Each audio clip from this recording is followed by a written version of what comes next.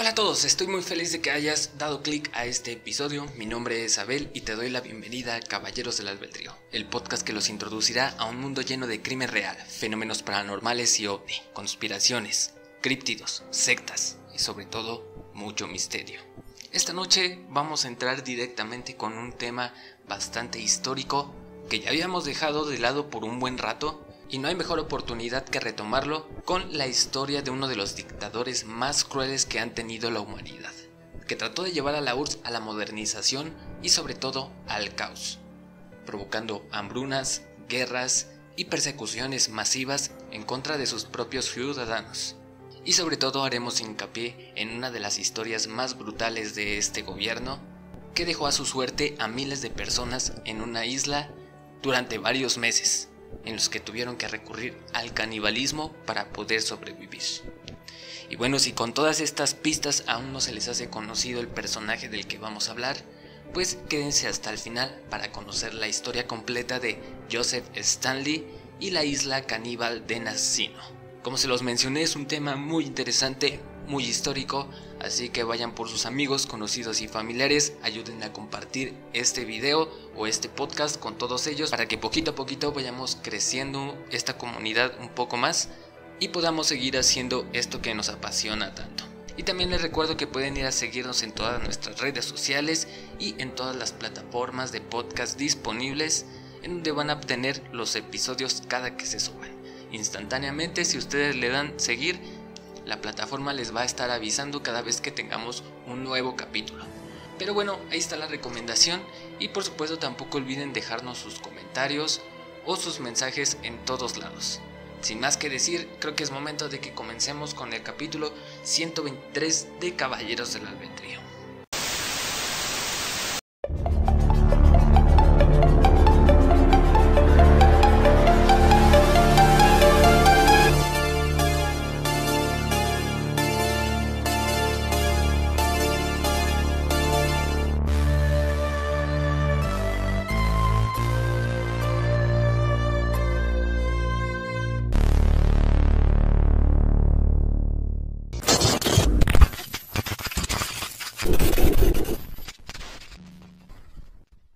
Y bueno, el día de hoy traigo uno de los temas más importantes del podcast. Ya saben que de pronto me gusta explorar ciertos relatos históricos y que han tenido una gran repercusión para la humanidad. Y precisamente es el caso de esta noche, ya que vamos a hablar de uno de los 3 dictadores más temidos durante la Segunda Guerra Mundial, que fue conocido bajo el nombre de Stanley y que en realidad se llamaba Iosif Vissarionovich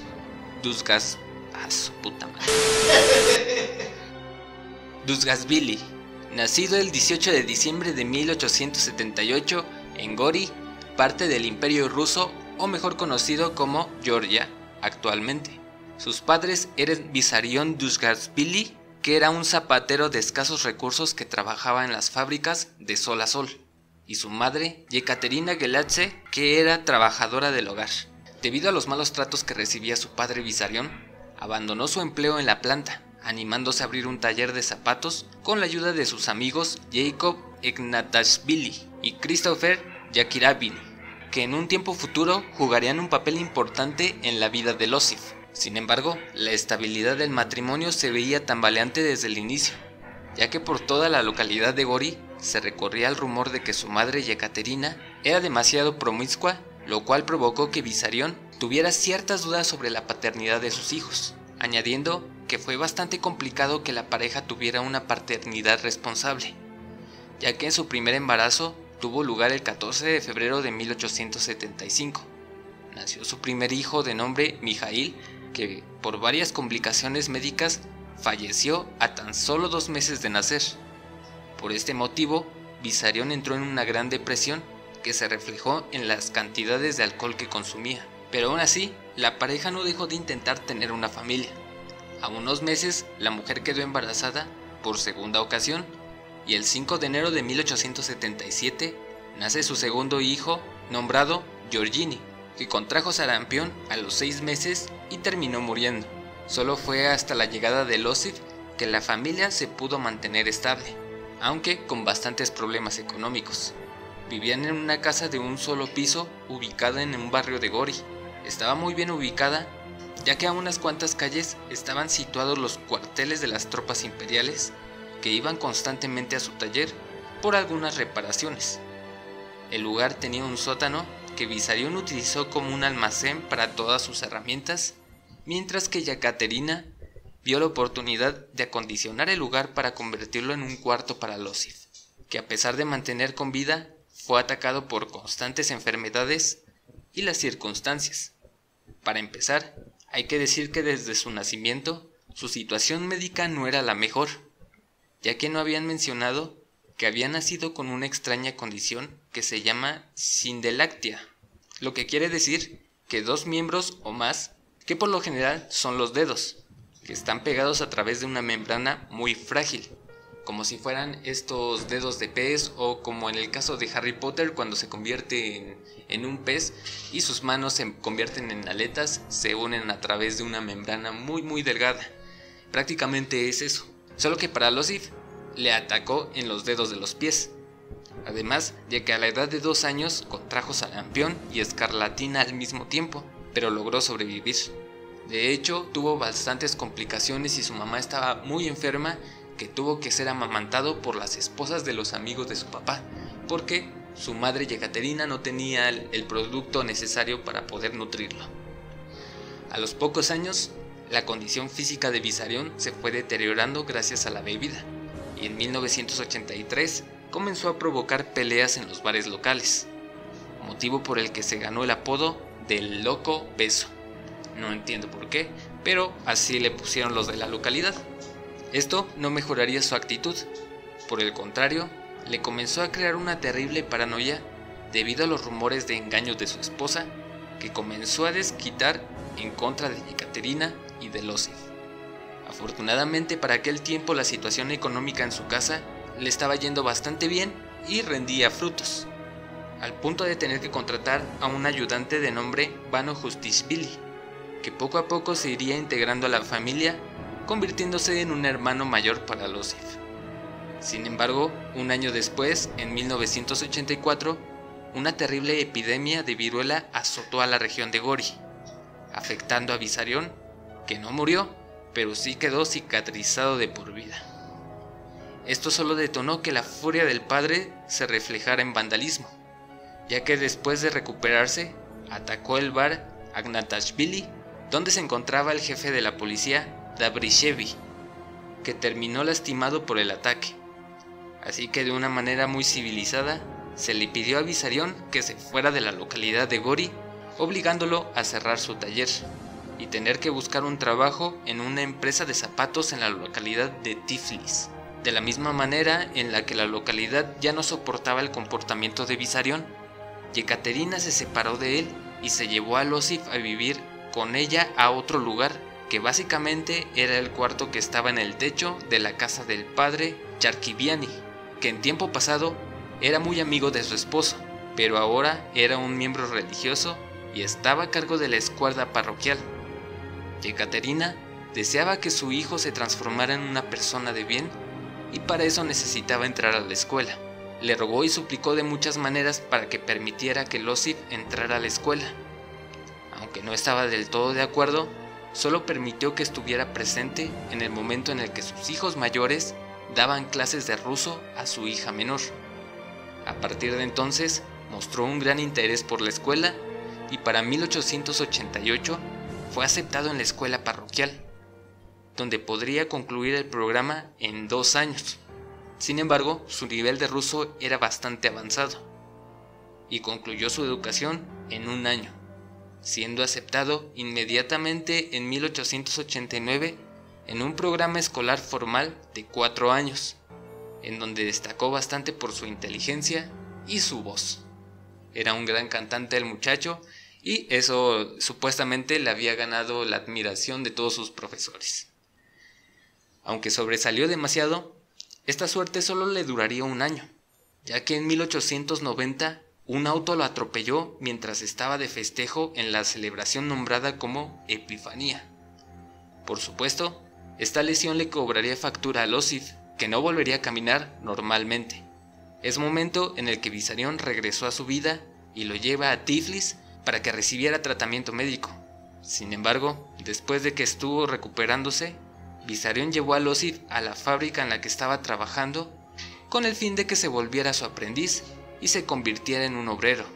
Esto era bastante común en la época de que los papás vieran a sus hijos lo suficientemente huevuditos y les dijera vámonos a la fábrica a chambearle. Pero Yekaterina no estaba tan contenta. Ella deseaba que el chico se superara, así que presionó a sus conocidos de la Iglesia Ortodoxa de Georgia para que Losif pudiera reincorporarse a su educación después del accidente. Y fue para septiembre de 1890 que consiguió traer de vuelta a Losif a Gori para que terminara la escuela. Obviamente, esta decisión no le pareció del todo bien a su padre, que le advirtió que a partir de entonces no lo apoyaría económicamente. Pero eso no importaba, ya que Yekaterina trataría de cubrir los gastos. Sin embargo, después de unos meses, Losif fue expulsado del colegio por la falta de la colegiatura, que era solo de 25 rublos. Es momento donde entra en acción los amigos de Vissarion, en especial Jacob Ignatishvili, que se encargó de cubrir las colegiaturas a modo de que continuara sus estudios. A partir de entonces, Losif comenzó a ver a Jacob como su nuevo padre, e incluso comenzaría a nombrarse como Koba, que en ruso significaría el diminutivo de Jacob. Sin embargo, la ayuda de Jacob no sería requerida por mucho tiempo, ya que con su esfuerzo logró conseguirse una beca con la que no tendría que volver a pagar colegiatura, e incluso con el mismo esfuerzo que consiguió la beca fue con el que se graduó en 1894, cuando solo tenía 15 años. Al parecer estaba teniendo una carrera bastante fugaz y sólida, cuestión que observó su maestro del coro, que lo invitó a acompañarle a la escuela de maestros del zar Alejandro de Tiflis. Aunque se creía que escogería coro, Losif de último momento escogió por un seminario teológico, en donde daría sus primeros pasos dentro del movimiento revolucionario, uniéndose a la organización socialdemócrata, en donde fue instruido en la crítica a la economía política marxista, por el profesor Noé Chardania, que después se transformaría en el jefe del gobierno de la República Democrática de Georgia. De acuerdo con varias fuentes, indican que abandonó el seminario antes de que llegaran los exámenes finales, en el año de 1899, pero otras fuentes dicen que fue expulsado. Sea como sea, dejó de estudiar a partir de esa fecha y comenzó a involucrarse en sindicatos de obreros de ferrocarriles o grupos de izquierda de la región. Pero esto no generaba ni un centavo, de algo tenía que vivir, así que decidió comenzar a dar clases hasta que encontró un trabajo en un observatorio de Tiflis, donde se mantuvo por un buen tiempo. En sus ratos libres se juntaba con un grupo de jóvenes que querían crear un nuevo periódico, pero no tuvo tanto éxito. Apenas llegaron a imprimir un par de panfletos que comenzaron a ser distribuidos entre los obreros y que tenía un alto contenido político y económico. Fue hasta el 1 de mayo de 1900 que convocó a la primera manifestación en masa, reuniendo a unos 500 obreros de todos los rincones de Tiflis que portaban banderas rojas con la cara de Marx y Engels.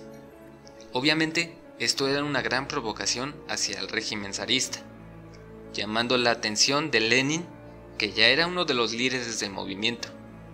Es por esto que envía a Víker Kurnatovsky para que busque a los líderes de la manifestación. Cuando se encuentran Losif y Víctor, comenzó a instruirlo sobre la manera en la que debía de mantener su periódico clandestino, y la mejor opción era que lo trasladara a la ciudad de Bakú, un gran centro industrial lleno de obreros a los que podría unir al movimiento. Sin embargo, las autoridades no estaban para nada contentas y enviaron a la Ojna, que es una sección especial de la policía zarista dedicada a la represión política, y en cuanto llegaron a Tiflis, registraron hasta el último rincón del lugar, incluyendo su domicilio y el observatorio donde trabajaba. Afortunadamente, Losif pudo salir bien librado de la redada y desde entonces se unió a la clandestinidad, hasta que dio inicio la revolución de 1917. Se estuvo bastante tiempo escondido y tratando de ponerse bastantes alias para que no lo reconocieran. Sin embargo, durante esa década, Losif se unió al Partido Laborista Social Ruso, en donde estuvo en contacto con bastantes grupos sindicales y clandestinos que realizaban protestas constantes donde eran apresados. Sin embargo, tan pronto salía de la cárcel, volvía a planear la siguiente huelga. Por aquel tiempo, el tema político era bastante complicado.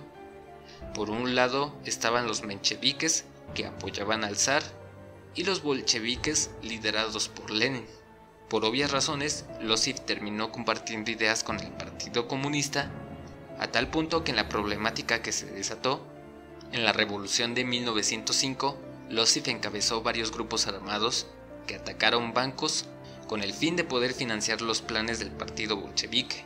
Poco a poco se fue ganando la confianza de Lenin, que lo invitó al quinto congreso del Partido Obrero Socialdemócrata de Rusia, que se celebró en 1907, en donde se consolidó la fuerza del poder bolchevique y se comenzaron los planes para el inicio de la Revolución Comunista Rusa, y Losif conoció en persona a Lenin por primera ocasión.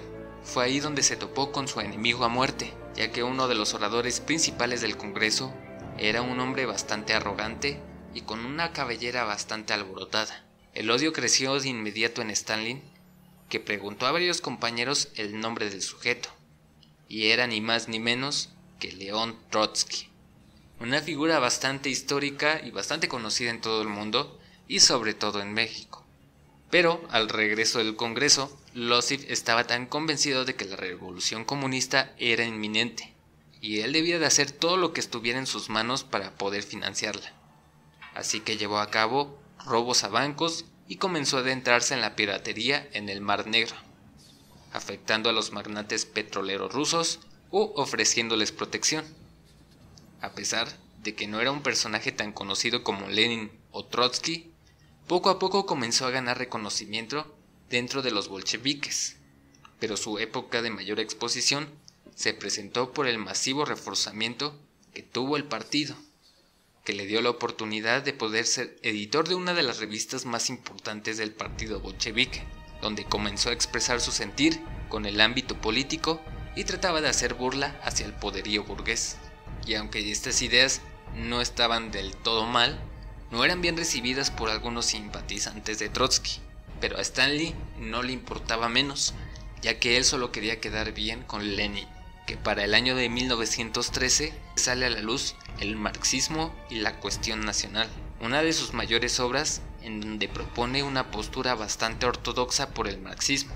La importancia del escrito es que fue una de las primeras ocasiones en las que utilizaría su seudónimo mundial Stanley, y por la que se ganaría el puesto como comisario del pueblo para asuntos nacionales. Por supuesto, poco a poco comenzó a adentrarse en las reuniones de la élite política. De hecho, el 13 de febrero de 1913 fue invitado a una fiesta de disfraces. Sin embargo, a mitad del bailongo, la Okrna cayó a la fiesta porque tenía una orden de aprehensión en contra de Stanley. De una manera bastante astuta, intentó escabullirse entre el alboroto disfrazándose de mujer, pero no pudo llegar muy lejos y fue capturado. Inmediatamente fue llevado a juicio y sentenciado al exilio en una zona de Siberia conocida como Duruzgansk, un lugar bastante gélido que se encuentra cerca del Círculo Polar. Era por supuesto un lugar inhabitable y esperaban que muriera pronto, pero Stalin era un tipo bastante rudo que sabía cuidarse las espaldas, dándole una gran ventaja para poder sobrevivir en ese clima de muerte. De hecho, Stanley recordaría todos esos años como una época bastante feliz, ya que gustaba de ser un cazador solitario.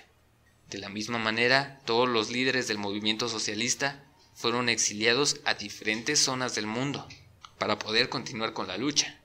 Lenin estaba refugiado en Suiza y Trotsky se había movido por diferentes zonas de Europa. De hecho, fue en esta época en la que dio comienzo la Primera Guerra Mundial, hasta que el 2 de marzo de 1917 todas las instituciones de poder y seguridad recibieron un telegrama indicando que todos los exiliados habían sido perdonados y podrían volver a su madre Rusia. Poco tiempo después, Stalin se enteró que días antes del 2 de marzo se había llevado a cabo fuertes protestas en Petrogrado en contra del zar Nicolás II, que terminó abandonando su trono y cediendo el poder.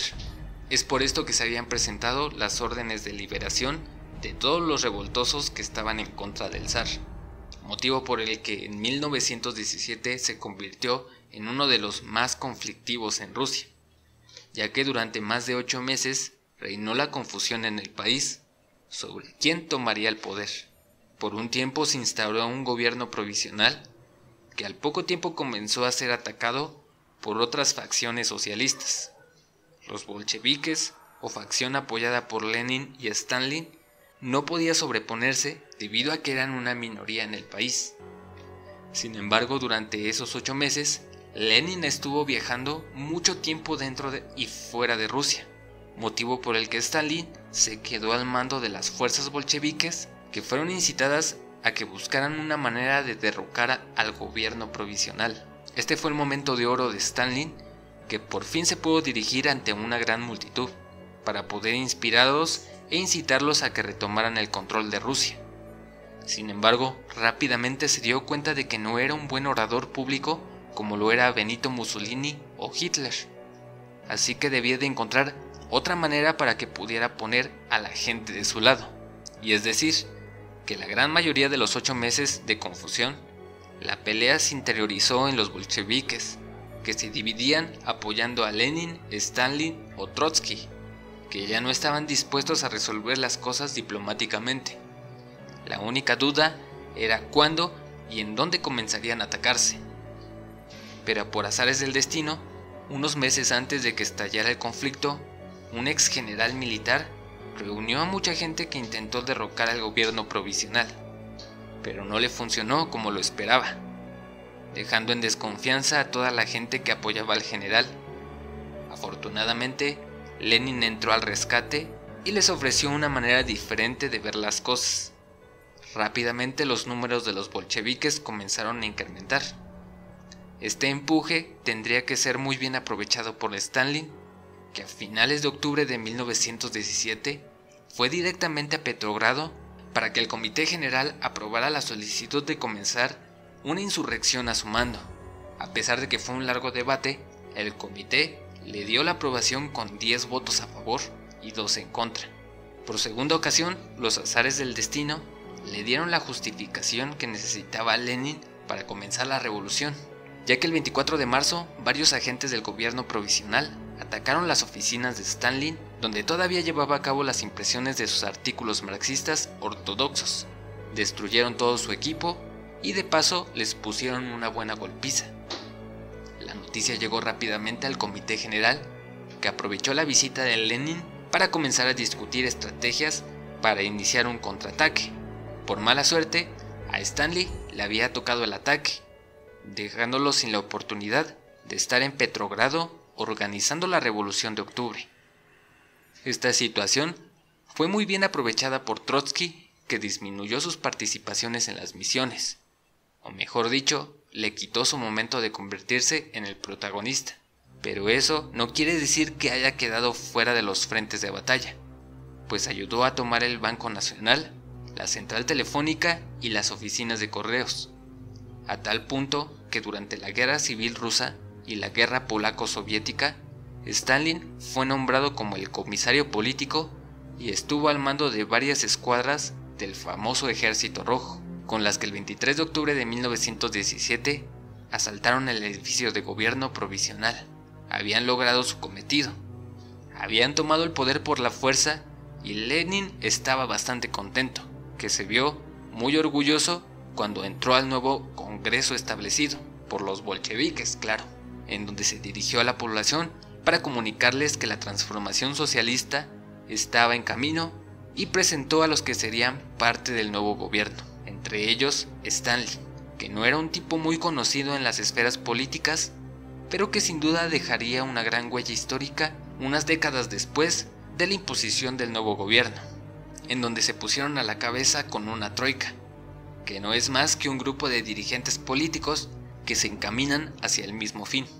Por lo general, en la Unión Soviética, Esta unión estaría compuesta por el presidente de la República, el jefe de gobierno y el secretario general del Partido Comunista. En este caso, las tres vacantes serían ocupadas por Lenin, Trotsky y Stalin. La relación entre Lenin y Stalin era demasiado buena, e incluso varios historiadores los describen como inseparables. Sin embargo, la relación con Trotsky no fue del todo buena. Desde el momento en el que había sido orador en el quinto congreso del partido, Stalin lo odiaba a muerte, fricciones que se verían reflejadas muy poco después de comenzar el trabajo en equipo. Una de las primeras peleas entre ambos se presentó durante la Guerra Civil Rusa, ya que una vez que se instaló el gobierno socialista, ya que varios grupos que estaban en contra decidieron unirse para lanzar una contrarrevolución.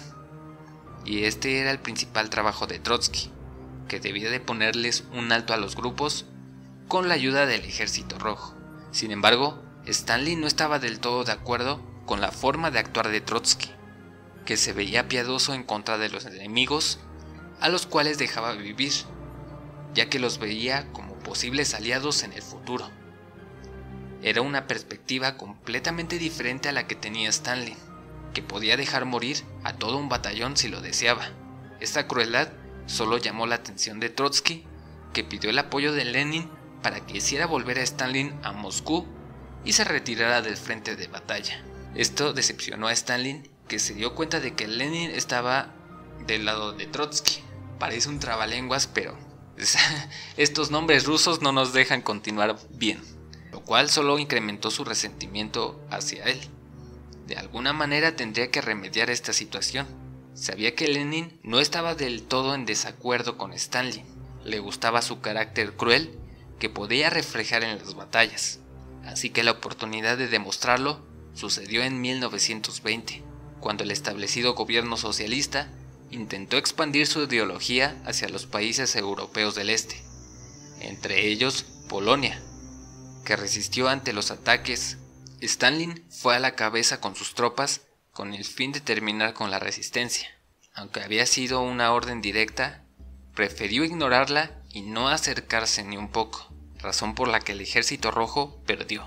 Esto enfureció a Lenin y a Trotsky, que culparon a Stalin de la derrota. Esta situación no se iba a quedar así, ya que había tenido dos errores abismales y debía de arreglarlo. Así que en 1991 lideró una ofensiva en contra de su país de origen, Georgia, obteniendo una victoria aplastante. Más tarde continuó con la invasión, guiando al Ejército Rojo a conquistar la República Soviética. Estos increíbles resultados impresionaron a Lenin, que lo incluyó en la lista de invitados del 10º Congreso del partido. Por aquel tiempo, el tema central de la reunión era la dirección que tendría que tomar el país ante la pronunciada crisis económica provocada por la Revolución Rusa, y es donde Lenin propone su famoso programa de la Nueva Política Económica, o NEP, en la que se proponía relajar al Estado socialista del país y abrir un poco las puertas al capitalismo, con el fin de que solo se hiciera para incentivar los medios de producción. Esta postura no le pareció tan coherente a Trotsky, que creía que cualquier apertura hacia el capitalismo era una traición directa hacia los ideales de la revolución. Pero al final de cuentas, quien estaba al poder era Lenin e impuso su nueva política. Esta fue la oportunidad perfecta para Stalin de volver a ganarse el favoritismo de Lenin y comenzó a apoyarlo en todos sus temas económicos y políticos. Aunque sabía que esto lo podía ayudar con su reputación, en realidad no imaginó que le mejoraría la vida por completo, ya que al poco tiempo se incorporó al Comité Central como uno de los apoyos de Lenin, que tenía de oposición a toda la facción trotskista. Así que para ir apagando esas voces, comenzó a terminar los contratos de todos los simpatizantes de Trotsky, que fueron llenados por los aliados de Stalin. Así que poco a poco comenzó a ganarse más importancia en el partido, pues con la mayoría de puestos ocupados por sus seguidores, lo colocaron inmediatamente como el sucesor lógico de Lenin para el poder, ya que Lenin temía por su vida a partir de 1922, que su condición de salud comenzó a deteriorarse, aunque algunos historiadores indican que Trotsky era el verdadero sucesor en la línea, pero los hechos dicen otra cosa, ya que para poder impulsar la carrera política de Stalin, Lenin lo acompañó durante su campaña para poder ser el secretario general del Partido Comunista. Lo más interesante es que a tan solo 7 semanas de haber llegado a su puesto, Lenin murió a causa de un derrame cerebral fulminante. Esto dejó a Stalin como la mayor figura de poder, que comenzó a hacer cambios importantes en la forma de gobierno que no podía realizar en la presencia de Lenin. El más importante fue que retiró el apoyo para que Georgia continuara siendo una república independiente, y debían de comenzar a responder ante Moscú. Esta propuesta se logró el 30 de diciembre de 1922, que se formó la Unión de Repúblicas Socialistas Soviéticas, o URSS. Esto quiere decir que a partir de entonces todas las decisiones políticas serían tomadas por los miembros del Partido Comunista y nada más. Durante los próximos 2 años, Stalin siguió acumulando demasiado poder, hasta que en 1922 salieron a la luz varias cartas que había dejado Lenin a sus más cercanos, en donde se encargó de dirigir una extensa parte de sus escritos para criticar a Stalin y su forma tan bruta de hacer política. Además, advirtió a los demás partidarios que era una deshonra y un peligro que Stalin se mantuviera en el puesto de secretario general. Lo extraño es que estas palabras sí afectaron a Stalin, que se mostró bastante sorprendido y afectado por las recomendaciones de su ídolo. Así que entregó su renuncia ante el comité del partido, mientras se disculpaba y dejaba en claro que tomaría muy en serio todas las críticas. Juró jamás abusar de su poder si tenía la oportunidad de regresar. Las disculpas parecieron tan sinceras que todos los miembros del comité se sintieron profundamente conmovidos y decidieron regresarle su puesto como secretario general.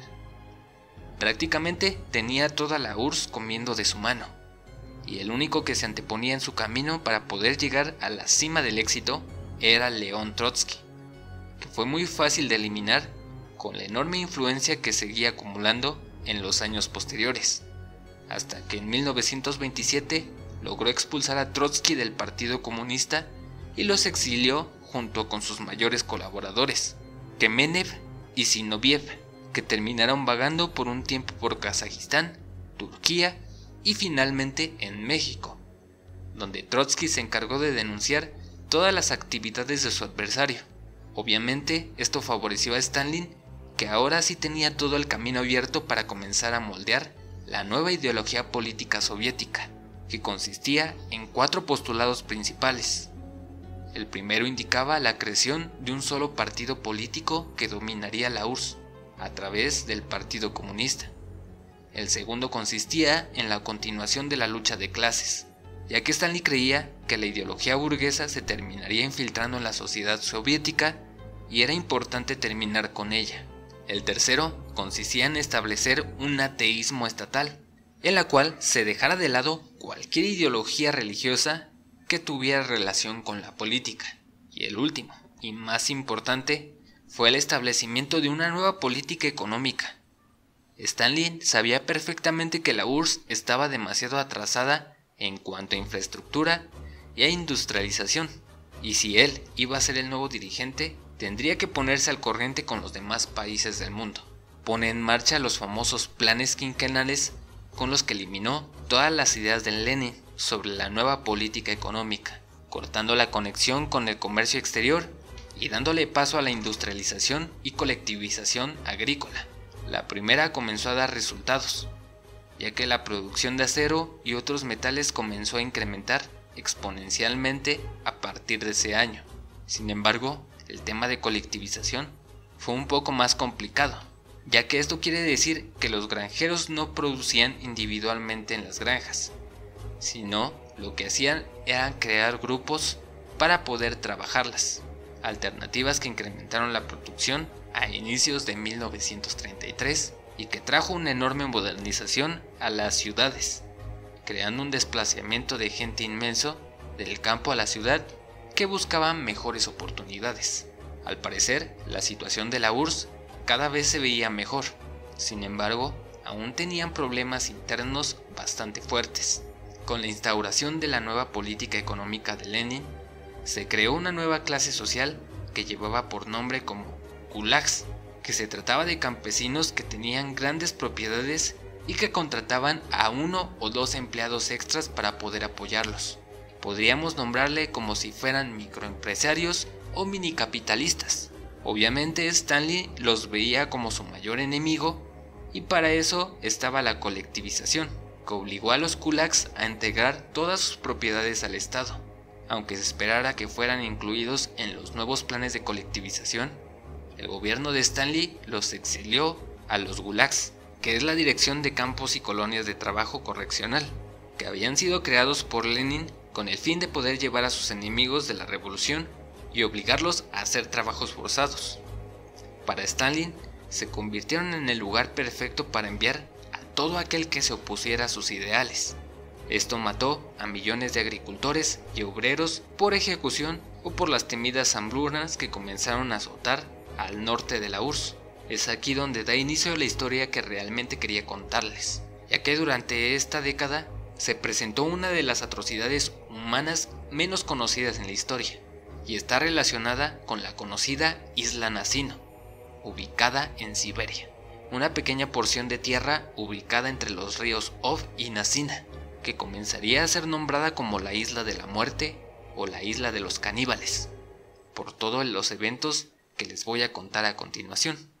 Debido a la nueva política implementada por Stalin, la nombrada colectivización buscaba una acelerada modernización de la industria a través del retiro de recursos del sector agrícola.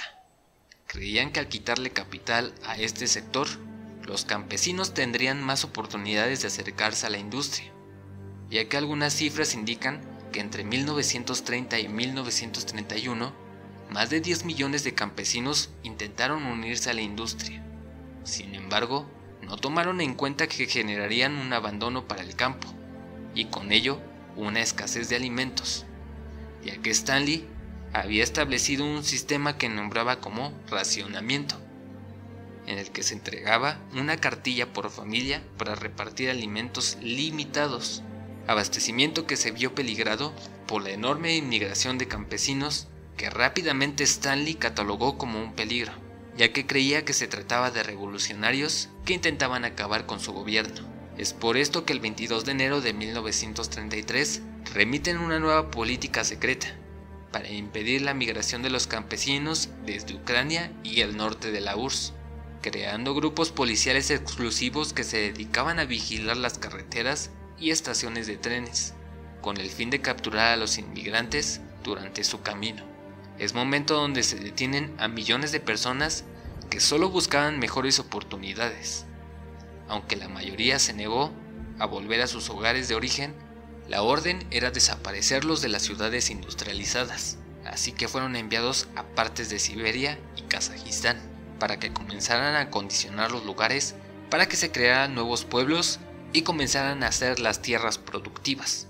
Todos sabían que era una tierra bastante complicada de producir, por lo cual la gente no lo haría voluntariamente, y tendrían que obligarlos a hacerlo a marchas forzadas, que para abril de 1933 ya contaban con más de 800,000 arrestados que podrían comenzar a crear estas nuevas ciudades. Esta hazaña se logró gracias a que las políticas establecidas por Stalin indicaban que todos los habitantes de la URSS debían de portar un pasaporte que los identificaba como ciudadanos y reemplazaría a todos los documentos oficiales que se habían emitido hasta el momento. Es por esto que en más de un año colocaron en circulación más de 27 millones de pasaportes para ciudadanos que lo habían solicitado, y a partir de entonces cada campesino que era detenido debía de portar con este documento, si no, sería enviado al exilio a construir una ciudad en la nada. Pero no crean que fue un proceso bastante sencillo, ya que se le negó el pasaporte a la mayoría de campesinos que ya estaban llegando a las ciudades, dándoles un plazo de 10 días para volver a su lugar de origen. Aunque esto suene bastante bien, ya que tendrían la oportunidad de moverse a cualquier otra ciudad sin ningún problema, la política de Stalin no sería tan amable, ya que más de los 70,000 rechazados del pasaporte fueron enviados a estos nuevos lugares con la promesa de que en 3 o 5 años podrían obtener el pasaporte. Pero esto no era así, jamás lo iban a obtener. Así que muchos de los inmigrantes comenzaron a esconderse en las grandes ciudades, siempre evadiendo a la autoridad para que no fueran enviados a estos lugares, motivo por el que se creó un grupo militarizado específicamente para eliminar a lo que ellos nombraban como parásitos, que podrían significar un peligro para la construcción del nuevo comunismo del país. Este enorme movimiento masivo de personas era algo inconcebible. Estas regiones son completamente inhabitables, y lo más seguro era que las personas murieran en muy poco tiempo. Sin embargo, esperaban que en el proceso se tomaran la molestia de limpiar la taiga y comenzar las construcciones de algunos refugios. El plan era bastante simple y debían de implementarlo pronto. Es por esto que el 1 de mayo de 1933, el Día del Trabajo en la URSS y también aquí en México, se llevó a cabo una operación de limpieza de la ciudad de Moscú, y en menos de un día, miles de personas fueron extraditadas al norte de Siberia para que más tarde fueran transportadas a la famosa isla de Nasino, ubicada a unos 800 kilómetros de Moscú. Lo más triste de este caso es conocer la historia de todas estas personas que fueron deportadas, porque aquí nos nace la pregunta de si realmente eran parásitos para la URSS o solo fueron víctimas de las circunstancias. Veamos. Esto se revela gracias a los documentos desclasificados después de la caída del comunismo, en los que se dan algunos detalles de los nombres y de los motivos de las detenciones de algunas de las víctimas. Es verdad que la gran mayoría de estas personas eran campesinos que no tenían sus papeles en regla, que fueron capturados en redadas, aunque también había una pequeña porción que se trataba de criminales de muy bajo rango, que por lo general habían sido arrestados por robo o tráfico. También había un sector que eran los nombrados lumpen o vagabundos, que no contribuían nada en la sociedad. Hay una pequeña ironía en este caso, ya que la autoridad arrestó indiscriminadamente a todos aquellos olvidadizos que habían dejado los pasaportes en casa. Tal es el caso de Vladimir Novostilov, un trabajador ejemplar que era conductor en una fábrica. Había sido reconocido en 3 ocasiones por su arduo trabajo y tenía una esposa e hijos que vivían felizmente y legalmente en la URSS. Aquel 1 de mayo estaban dispuestos a ir al cine con su familia, por lo cual su esposa estaba tomando un baño antes de salir. Para aprovechar el tiempo, Vladimir decidió salir a la tienda a comprar cigarrillos, y en el proceso, los policías lo detuvieron. Lamentablemente, no traía consigo su pasaporte y fue exiliado a uno de estos campos de trabajo forzado. También fue el caso de Nikolai Poikin, miembro de las Juventudes Comunistas y un obrero ejemplar, que a pesar de su corta edad ya había ascendido en 3 ocasiones dentro de la empresa, por lo que su futuro era bastante prometedor. Sin embargo, ese día se dirigía a ver un partido de fútbol y olvidó su pasaporte en casa. Fue detenido y transportado a Siberia. Lamentablemente, el día de la detención iba en compañía de su cuñado y un amigo ingeniero al que había invitado a ver el partido. Durante el proceso y trágico desenlace de la historia, su cuñado y su amigo murieron, pero él sobrevivió.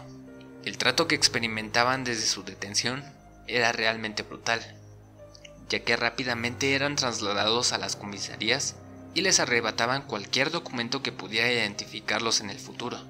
Aunque algunos pudieron ocultar documentos, pudieron ver cómo le arrebataban a los demás los suyos por cualquier método violento. Pero aún así, nadie podía evitar el destino de ser deportados al norte de Siberia. Durante los viajes que duraban más de 6 días, los prisioneros eran obligados a enrollar los cigarros de los oficiales. Se cuenta que desde el segundo día de viaje, los disturbios comenzaron a presentarse por las raciones de comida, ya que solo habían recibido una pequeña porción de pan y pescado desde su detención. La situación se comenzó a descontrolar, haciendo valientes a algunos de los prisioneros que intentaron escapar, pero fueron ejecutados.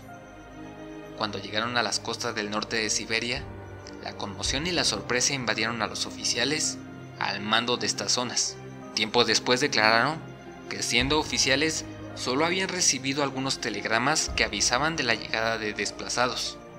Más tarde, La cantidad de personas que llegarían fue incrementando, además de que su llegada había sido anunciada dentro de 2 meses, y en realidad fueron 6 días, motivo por el que no tenían nada preparado para su llegada, además de que los locales y algunas autoridades creían riesgoso que personas peligrosas detenidas por el Partido Comunista fueran liberadas cerca de los pueblos que podrían destruir, así que tendrían que moverlos a otro lugar, momento donde se decide que la isla Nacino es el lugar perfecto para liberar a los prisioneros.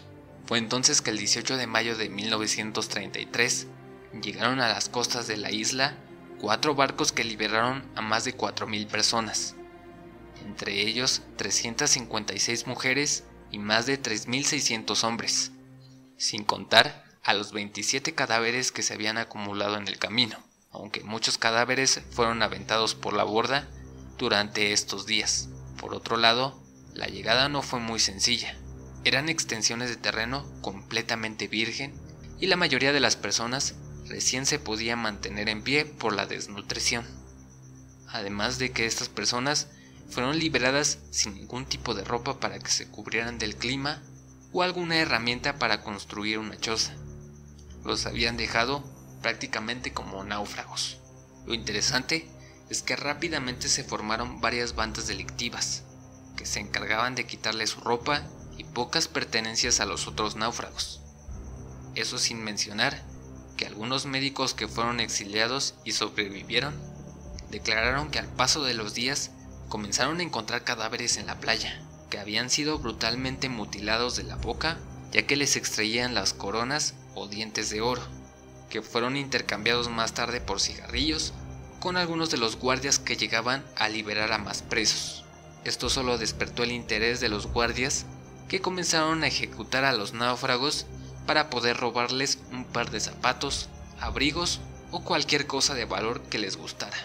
Este trato alentó a varios náufragos que se habían dejado llevar por el crimen a construir algunas balsas para poder remarlas, con el fin de que la corriente los llevara flotando y pudieran escapar. Solo pocos lograron la hazaña, ya que los demás murieron de hambre o ahogados durante el camino. La fama de este lugar es gracias al canibalismo. Recordemos que era una tierra virgen y sin ningún tipo de recurso con el que se pudieran alimentar, así que no fue nada descabellado que a los pocos días de su llegada, los rumores de personas mutiladas y de carne humana al asador comenzaron a circular. Estas historias eran confirmadas por varios oficiales que semanas después fueron a revisar la isla y encontraron varios cadáveres con el corazón, hígado y pulmones expuestos y cortados meticulosamente, como lo hacen prácticamente en las carnicerías. Es decir, para el 21 de mayo del 33 ya se habían encontrado más de 70 cadáveres en estas condiciones, que además de los órganos mencionados anteriormente, también encontraron canibalizados varios piernas, pantorrillas, cabezas y algunos genitales. Esto creó una enorme conmoción que obligó a varios oficiales a investigar la situación, y para el 27 de mayo ya habían dado con el paradero de 3 personas entre los 20 y 30 años que habían cometido canibalismo. Rápidamente fueron arrestadas y trasladadas a una prisión cercana. Días después fueron detenidas otras 3 personas caníbales que declararon que no lo hacían por gusto o por una fantasía, simplemente estaban haciendo lo necesario para poder sobrevivir. Aunque todos los casos suenan demasiado estrafalarios para poder ser ignorados, los oficiales de la URSS estaban más preocupados tratando de capturar y ejecutar a todos los que intentaban escapar de la isla. Sin embargo, no era mejor su destino si se quedaban en la isla, ya que sus riñones y sangre terminarían siendo consumidos por los náufragos, aunque algunos oficiales pudieron declarar que era espantoso pasar cerca de la isla, ya que se podía ver carne humana envuelta en trapos o colgada en los árboles para ser secada. La peor parte se la llevaban las mujeres.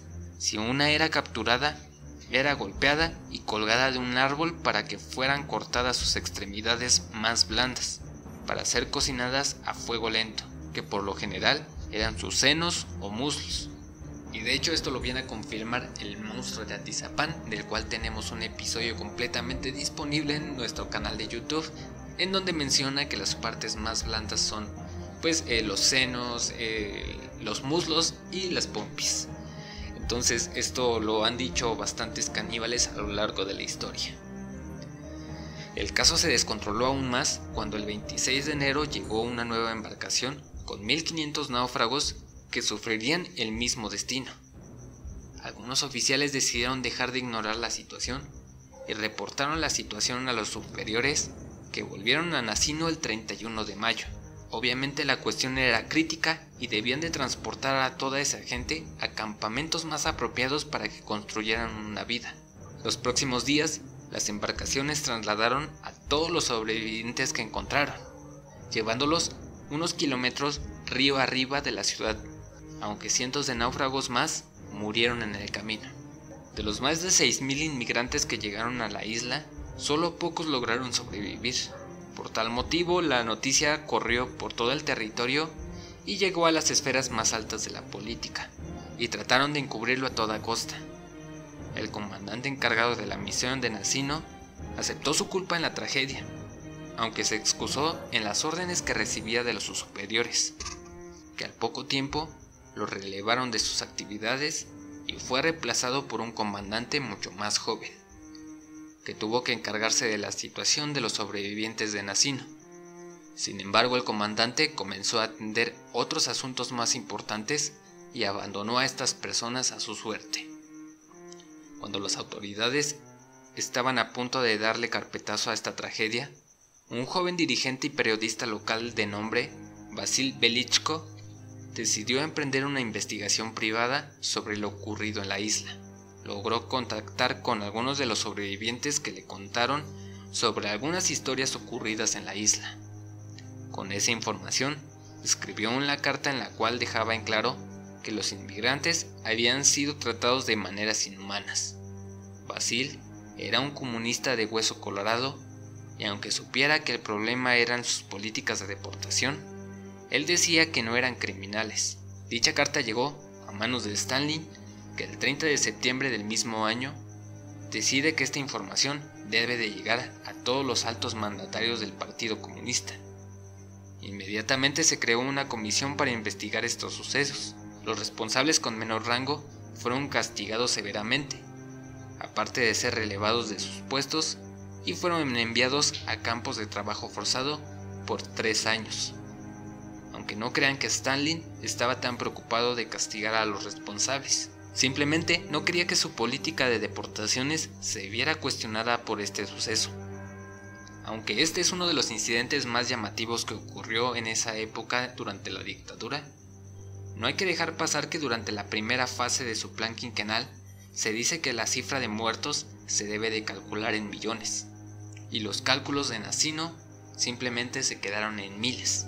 Aunque él creía que todo estaba saliendo de maravilla, su enemigo número 1, Trotsky, comenzó a criticar severamente al gobierno de Stalin. Aseguraba que no era de corte comunista, más bien se trataba de un burgués que explotaba a la clase trabajadora y la llevaba a los límites. Comenzó a publicar varios escritos que de alguna u otra manera llegarían a Stalin, que comenzó a sentir paranoia de que su archienemigo estuviera planeando un golpe de estado y tuviera algunos infiltrados en el Partido Comunista. Toda esta realidad alterada terminó cobrando muchas vidas en la nombrada Gran Purga, iniciada el 1 de diciembre de 1934 con el asesinato de Sergei Kirov, que era un muy cercano a Stalin y era el líder del Partido Comunista de Leningrado. Para ese momento se estaba haciendo bastante popular y estaba generando seguidores propios. Esto era una amenaza inminente que debía de eliminar. Aunque todo apuntaba que la muerte fue planeada por Stalin, él terminó culpando a la oposición de lo ocurrido, como lo hace nuestro queridísimo AMLO. De inmediato se dio la orden de que la policía arrestara a todos los posibles enemigos del Estado, o mejor dicho, los antiguos seguidores de Trotsky, y para 1936 comenzaron a ser juzgados de una manera muy forzada. A pesar de que no tenían pruebas físicas que los involucraran en una conspiración en contra de Stalin, los acusados terminaban confesando que trabajaban con Trotsky para poder asesinar a Stalin. Claramente esto no era cierto, pero nos imaginamos el nivel de amenaza y castigo que tuvieron que proporcionarles para que terminaran dando testimonios falsos. Lamentablemente todos los acusados que fueron encontrados culpables fueron sentenciados a la pena de muerte a través del fusilamiento. Aunque hay muchas cifras en la red, se puede decir que hay un aproximado de unas 750,000 a 1,000,000 de víctimas fusiladas por los mismos motivos durante el reinado de Stalin, o al menos hasta el final de la Gran Purga en 1938.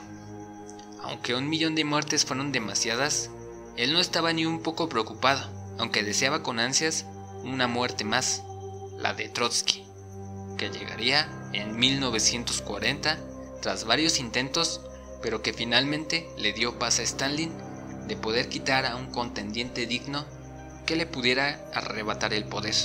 Así que comenzó a adentrarse en problemas globales, ya que por esa época comenzaba el ascenso del fascismo en Alemania con Adolfo Hitler, que terminaría convirtiéndose en su nuevo rival, ya que la pelea entre el fascismo y el comunismo no tardaría en comenzar.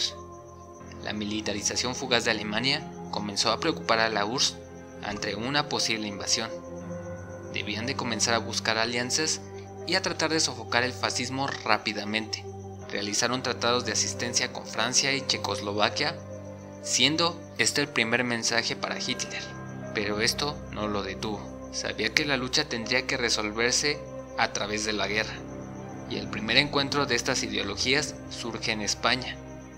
Mientras que los nazis apoyaban a Francisco Franco, la URSS estaba del lado de los republicanos antifascistas. Pero ya sabemos cómo terminó la cosa, y las garras de Franco se extendieron por todo el país, dejando al descubierto el enorme poderío de los nazis, elevando las posibilidades de una invasión exitosa en su territorio. Stalin puso sobre la balanza todas las posibilidades, y en vez de estar en contra, decidió firmar un tratado de no agresión entre Alemania y la URSS el 23 de agosto de 1939. A tan solo un mes de la firma del pacto, Alemania invadió a Polonia, desatando el comienzo de la Segunda Guerra Mundial. Esto no le importaba menos. Sabía perfectamente que estaban protegidos por el acuerdo de paz y habían acordado dividir territorios invadidos para que Alemania se pudiera concentrar en la guerra, que le daría la oportunidad perfecta a Stalin de poder centrar su atención en la invasión de Finlandia, dando comienzo a la guerra de invierno entre la URSS y Finlandia, dejando como saldo a más de 300,000 soldados soviéticos muertos en comparación a los 65,000 de Finlandia. Aún así, Stalin había conseguido la victoria. Estaba bastante convencido de que las cosas estaban mejorando. Fue el momento en el que Hitler se da cuenta de la enorme debilidad de la URSS. Era muy seguro que el ejército nazi podría arrasar con la URSS fácilmente, y por esto, el 22 de junio de 1941, Hitler da la orden de invasión al territorio. Stalin estaba impactado. No se podía creer que el hombre con el que tenía una alianza lo había traicionado, dando comienzo con la guerra contra Alemania, atacando con la misma brutalidad que el enemigo. La guerra se extendió por 5 meses, llenos de masacres, crímenes sexuales y asaltos, que culminaron en la famosa batalla de Stalingrado, una de las guerras más brutales y sangrientas de la humanidad, dejando un saldo de 2 millones de muertos entre ambos países, debido a las enormes batallas, epidemias, hambrunas y muertes por el extremo frío. Después de que el ejército rojo de Stalin recuperara de a poco algunas ciudades conquistadas, le dieron 3 ultimátums al ejército alemán para que entregara su rendición, pero las 3 fueron rechazadas. De la misma manera que Stalin, Hitler fue uno de los dictadores más atroces de la humanidad, que no tenía miedo en sacrificar millones de soldados en este tipo de enfrentamientos. Su nombrado Sexto Ejército Alemán solo era una pieza sacrificable de esta guerra, así que por órdenes directas del Führer, los batallones fueron obligados a morir en el frío, o por enfermedades, o por el plomo de la URSS. Tampoco es de sorprenderse que tuvieron que recurrir al canibalismo en algunas ocasiones, o comiendo a algunos caballos, perros o ratas que se encontraban en el camino. Después de varios ataques al ejército alemán, fue cercado por las tropas de Stalin hasta que finalmente decidieron rendirse con más de 91,000 soldados en la Unión Soviética. Y una vez que fueron apresados, dio comienzo a la llamada Marcha de la Muerte, en donde los soldados tenían que caminar sobre la nieve sin ninguna protección, que mató a unos 40,000 soldados, mientras los demás fueron recluidos en los famosos centros de trabajo forzado. Incluso varios de ellos ayudaron a la reconstrucción de las ciudades después de la guerra. Por las condiciones inhumanas y las enfermedades, esos 51,000 sobrevivientes de la marcha solo se convirtieron en 5,000. Esta enorme victoria frente al enemigo común de la Segunda Guerra Mundial llamó la atención del presidente Roosevelt de Estados Unidos y el primer ministro Winston Churchill de Inglaterra, que antes de eso consideraban a Stalin como lo peor, ya que había firmado un acuerdo de paz con Hitler y era un comunista. Sin embargo, decidieron reunirse con él en Teherán para poder tomar nuevos acuerdos en contra de Alemania. Al parecer, se habían caído bastante bien y se habían convertido en compadres muy pronto. Sin embargo, Stalin ya no estaba tan confiado de entregar su amistad a otro líder que posiblemente en el futuro terminaría invadiendo su territorio.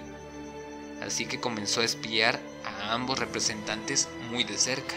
Sin embargo, en este tiempo había jugado sus cartas políticas bastante bien. Para ese momento sus ejércitos ya estaban desplazados en el lado oriental del territorio, que estaba a unos 65 kilómetros de Berlín, la capital de Alemania. Sabía que si ordenaba a su ejército que tomara la capital, lo cumplirían fácilmente. Convenció a ambos mandatarios para que Stalin cumpliera con la misión de terminar la Segunda Guerra Mundial y capturaran a Hitler. De inmediato se dio la orden de ocupar el territorio alemán, desatando una lucha sin precedentes. Sin embargo, durante la madrugada del 1 de mayo de 1945, Stalin recibió una llamada informándole que habían encontrado el cadáver del Führer con una bala en el cráneo. Pero de eso no les voy a hablar en esta ocasión, así que si les está gustando esta historia de estos ojetes, háganmelo saber en los comentarios para que hagamos un episodio completamente dedicado a todos los misterios de Hitler y por supuesto de su muerte. Esto significó tanto para el pueblo soviético, que comenzó a nombrar a Stalin como el Salvador, que había terminado con la guerra, poniendo imágenes de él en cada casa de la URSS, alabándolo como si fuera un héroe. Durante los siguientes meses continuó reuniéndose con Churchill y Truman, que deberían de discutir algunos temas sobre la posguerra. Es el lugar donde descubre que una nueva bomba de destrucción masiva ya estaba en proceso de creación. Stanley sabía lo que significaba políticamente esta nueva arma, que era control. Así que debía de encontrar a las mejores mentes de la URSS para que comenzaran a construir las suyas. Desde entonces, las cosas comenzaron a complicarse. En los próximos años, la URSS comenzaría a tener control sobre países como Hungría, Polonia, Bulgaria y Checoslovaquia, que adoptaron los ideales comunistas. También por aquel tiempo, la China comunista de Mao recién se estaba levantando. Estados Unidos no podía permitir que esta ideología siguiera invadiendo a más países del mundo. Esto era algo completamente inevitable, que en algún punto terminaría en una guerra con ellos. Pero ambos bandos trataban de evitarlo lo más posible, hasta que después de varios movimientos políticos y de guerra, el territorio coreano se terminó partiendo en dos. La dictadura norcoreana, liderada por Kim Il-sung, buscó la ayuda de China y de Stalin, que dieron su aprobación para que Norcorea invadiera el sur, que era apoyada por los Estados Unidos, movilizando a muchas tropas que apoyaron y contuvieron a los ejércitos por más de 3 años. Sin embargo, Stanley trató de alejarse lo más que pudo del conflicto. Había varios planes que aún debía de echar a andar en su país. Para ese momento ya estaban en su 5º plan quinquenal. Era 1946 y aseguraba que podría modernizar la industria para 1960, por lo cual más de 2.5 millones de personas trabajaron a marchas forzadas para lograr el objetivo y que estaban muriendo de hambre por las consecuencias del clima y el abandono al sector agrícola. Pero esto no le importaba menos a Stalin, que estaba demasiado paranoico después de la guerra y las traiciones vividas. Después de la Segunda Guerra Mundial, Stalin apoyó a un grupo de judíos que comenzaron a reclamar la tierra de Israel. Al principio les brindó todo su apoyo, pero con el paso del tiempo, la unión y el sensacionalismo judío comenzó a crecer. Era una nueva amenaza que Stalin debía de mantener en el ojo. Poco a poco comenzó a perder la cabeza y se creó la historia de que algunos médicos judíos que atendían al Ejército Rojo eran infiltrados que querían derribar al comunismo. Así que mandó a arrestar a 6 de los 9 médicos que tenían en su servicio. Una semana después, serían juzgados públicamente y serían sentenciados a la pena de muerte o al exilio en los campos de trabajo. Pero la fortuna les sonrió por última vez, ya que el 5 de marzo de 1953, Stalin murió a causa de una hemorragia cerebral. Tan pronto quedó el vacío de poder, fue ocupado por la oposición que se encargó de destruir todo el legado de Stalin, rebautizando calles y edificios con su nombre y retirando toda imagen o estatua que lo reverenciaba.